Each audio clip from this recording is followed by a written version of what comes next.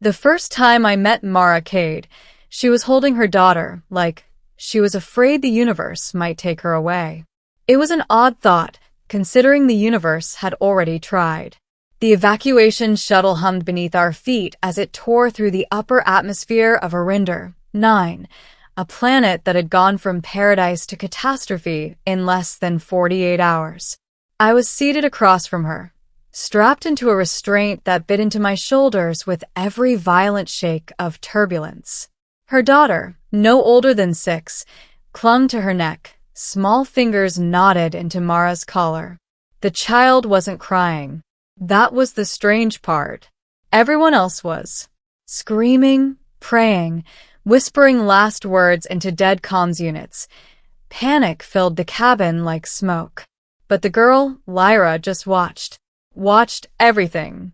Watched me. "You're staring," I said, trying to sound calm. The girl tilted her head. Mara looked up then, her eyes sharp, defensive. "She's just scared." "I didn't say anything," I replied. "You were thinking it." That made me pause.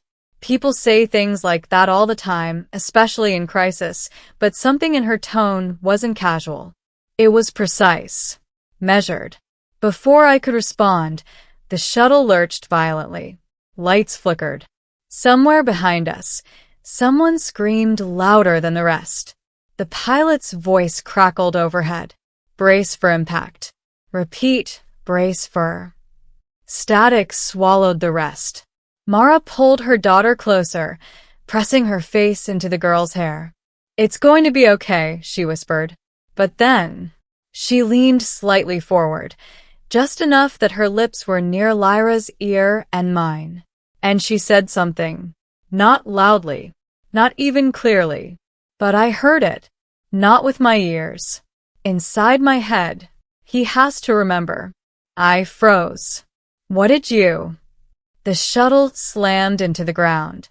When I woke up, the world had changed. The sky above me wasn't Arinder 9's golden haze anymore. It was black, fractured with streaks of violet lightning. The air tasted metallic, like blood and burnt circuits. I pushed myself upright, groaning. Wreckage surrounded me. Twisted metal, torn seats, bodies. Too many bodies. My chest tightened. The shuttle hadn't survived. No, we hadn't survived. At least most of us hadn't. "Mara?" I called out hoarsely. "Lyra?" No answer. I staggered forward, stepping over debris, trying not to look too closely at the fallen. Then I saw them. Mara sat against a broken section of hull, her arms wrapped tightly around Lyra. For a brief, hopeful second, I thought they'd made it. But as I got closer, I realized Mara wasn't breathing. Her eyes were open, fixed on something far beyond this world. Lyra, however, stirred. "Mom," the girl whispered, shaking her gently. No response. The child's gaze lifted and locked onto mine. And in that moment I felt it again. That strange pressure. Like someone brushing against my thoughts. "You heard her," Lyra said softly. My throat went dry. "Heard what?" "What she said," the girl replied. "Before the crash." I shook my head. I don't understand." "You will." There was no fear in her voice. No grief. Only certainty. And that terrified me more than anything else. We were among the few survivors. 6 of us in total. Stranded on a broken world that shouldn't have existed. Because Arinder 9 wasn't supposed to look like this. It had been stable, habitable, colonized for decades. But something had happened. Something impossible. The planet's phasing. One of the survivors, Kellen, explained as we gathered what supplies we could salvage. He was a systems engineer, or at least had been before everything went to hell. "Phasing?" I asked. "Shifting between dimensional states," he said. "Like it's overlapping with another version of itself. That's not possible. Neither is what we just survived." He had a point. The ground beneath us occasionally flickered, like a glitch in reality, revealing glimpses of something else. A darker version of the world. Ruins where structures should have been. Shadows that moved when nothing cast them. Lyra stood near me, watching it all. Unbothered. "You're not scared?" I asked her. She looked at me like I'd asked something obvious. Why would I be? Because the world is literally breaking apart. "It's not breaking," she said. "It's remembering." I frowned. What does that even mean? But she didn't answer. Instead, she reached out and touched my hand. The moment her fingers brushed mine, everything exploded. Memories. Not mine. Not entirely. I saw cities I'd never visited. Heard voices speaking languages I didn't know. Felt emotions that weren't my own. Grief, rage, hope, despair. All colliding at once. And at the center of it all, Mara, standing in a place that wasn't this world. A facility. Cold. Metallic. Hidden. She was arguing with someone. "You don't understand what you've created," she said. A man's voice replied, distorted. "We understand it perfectly. The child is a bridge." "She's not a bridge. She's my daughter. She's a key." The memory fractured. I stumbled back, gasping. "What was that?" I demanded. Lyra tilted her head again. "You're starting to remember." "Remember what?" "Your job." "I'm a surveyor," I snapped. "I map planetary surfaces. That's it." She shook her head. "No," she said gently. "That's what they made you think." Over the next few hours, reality continued to unravel. Creatures began to appear, things that looked almost human but moved wrong, like they were out of sync with time itself. We lost 2 more survivors to them. Kellen tried to fight. It didn't matter. The things didn't bleed. They didn't react. They simply erased. And every time one of them touched something, it vanished, not destroyed, not consumed, just gone. As if it had never existed. "We need to move," Kellen said, panic creeping into his voice. "Find higher ground. Somewhere stable." "There is no stable," I muttered. "There has to be." Lyra tugged on my sleeve. "This way," she said. "You know where to go?" "Yes." "How?" She hesitated. Then, "Because I've already been there." We followed her. What choice did we have? The path led us through shifting terrain, across landscapes that changed every few minutes. One moment we were walking through a forest, the next through a city in ruins. Time didn't make sense anymore. Distance didn't exist. But Lyra walked with purpose, like she knew exactly where she was going. Eventually we reached it, the facility for my vision, buried half beneath the earth, flickering in and out of existence. "This is where it started," Lyra said. "What started?" She looked at me. "You." Inside, the air was cold and still. Machines lined the walls, ancient, but humming with faint energy.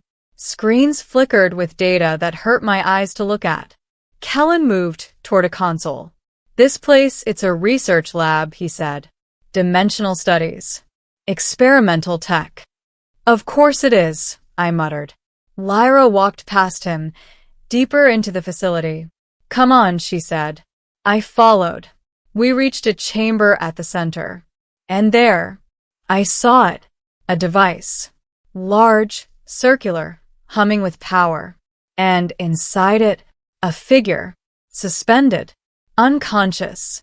It took me a moment to realize. It was me. I staggered back. "No," I whispered. "That's not possible." "That's your original body," Lyra said quietly. "Original?" "The one they used to anchor the bridge." I shook my head. "This doesn't make any sense." "It will," she said. "It has to." "Explain it to me then." She took a deep breath. "You were part of the project," she said. "Before me." Before everything. What project? To connect worlds, she said. To open pathways between dimensions. That's insane. You succeeded. Her words hit me like a punch. But something went wrong, she continued. The connection destabilized. It started pulling realities together. The phasing, I said. She nodded. You were the only one who could control it. So they split you. Split me?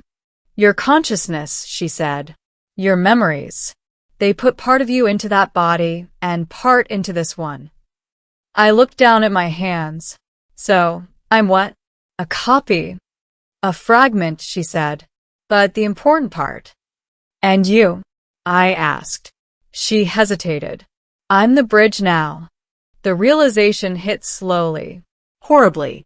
You're what's causing this, I said. No, she said softly. I'm what's holding it together. And if you stop, everything collapses. Silence filled the chamber.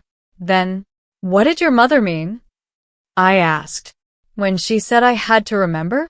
Lyra stepped closer. Because you're the only one who can finish what you started, she said. Finish it how? By closing the bridge. And that would destroy me. I felt like the ground had vanished beneath me. No, I said immediately. There has to be another way. There isn't. You're just a child. I'm not just a child, she said, her voice suddenly older, heavier. I'm the result of everything you built. I clench my fists. I'm not doing it. If you don't, she said, everyone dies. Not just here. Everywhere. The weight of her words crushed me. You're asking me to kill you. I'm asking you to save everything else. Alarms suddenly blared. The facility shook violently. They're coming, Lyra said. Those things. She nodded. They're what happens when the bridge breaks too much. Empty versions of people. Things that shouldn't exist. Kellen ran into the chamber. We need to go now. No, Lyra said. This is where it ends. She turned to me. You have to decide. Time slowed. The world narrowed to a single moment. A choice. I looked at her. At this small, brave girl who carried the weight of entire realities. I don't want to forget you, I said. You won't, she replied. That's the point. She stepped forward, wrapped her arms around me. For a second, I froze. Then I hugged her back, tightly, like Mara had done. And just like before, she whispered something. Only for me. Thank you for choosing me before. The device activated. Light filled the chamber.